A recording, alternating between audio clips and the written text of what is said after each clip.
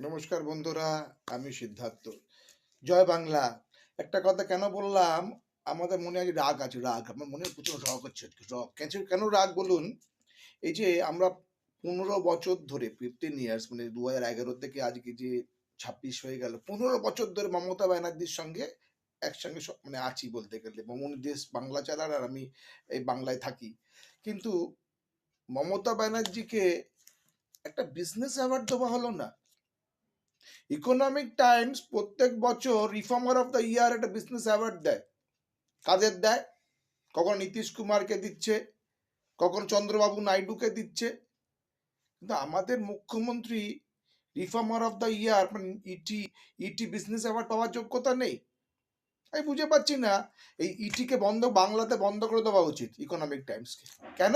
মমতা ব্যানার্জিকে একটা অ্যাওয়ার্ড দিতে পারেনি এবছর এই ইটি অ্যাওয়ার্ড দিয়েছে, ইটি অ্যাওয়ার্ড। আর ইটি অ্যাওয়ার্ড কাকে দিল? চন্দ্রবাবু নাইডু, এই যে অন্ধ্রপ্রদেশ দেশের মুখ্যমন্ত্রী। কি বলছে? উনি নাকি রিফর্মার অফ অন্ধ্রপ্রদেশ, মানে পরিবর্তন করেছে অন্ধ্রপ্রদেশকে। আমাদের মুখ্যমন্ত্রীও তো ডিজার্ভ করে এই অ্যাওয়ার্ড গুলো।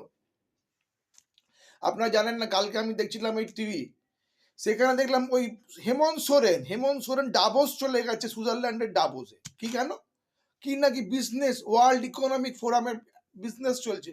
আপনারা দেখেছেন বিগত 15 বছরে মমতা ব্যানার্জিকে ডাভোস যেতে?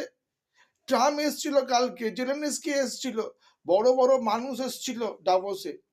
আর আমাদের মুখ্যমন্ত্রী ডাভোস যেতে পারেনি। শিবু সোরেনের ছেলে হেমন্ত সোরেন চলে যাচ্ছে ডাভোসে, মানে কল্পনার বাইরে। দেখলাম মেয়ে, আপনারা কাল দেখে নেবেন ইকোনমিক টাইমস, কোনো কাগজ দেখে নেবেন, মেয়ে বউ আর ও দাড়ি কেটে চুল কেটে দাঁড়িয়ে আছে ডাভোসে। কেন? কি না, ডাভোসে গিয়ে বলছে কি বিজনেস করবে, বিজনেসের জন্য নাকি ও লোক জোগাড় করতে গেছে নাকি এই এই ঝাড়খণ্ড দেশের মুখ্যমন্ত্রী। আর আমাদের মুখ্যমন্ত্রী যেতে পারে না ডাভোসে। উনি জার্মানি গেছে, উনি ইংল্যান্ডে গেছে, সিঙ্গাপুর গেছে, ডাভোস গিয়ে বিজনেস ছিনিয়ে আনতে পারেন না? উনি পারে, তো ওনাকে ডাকে না ডাভোস থেকে।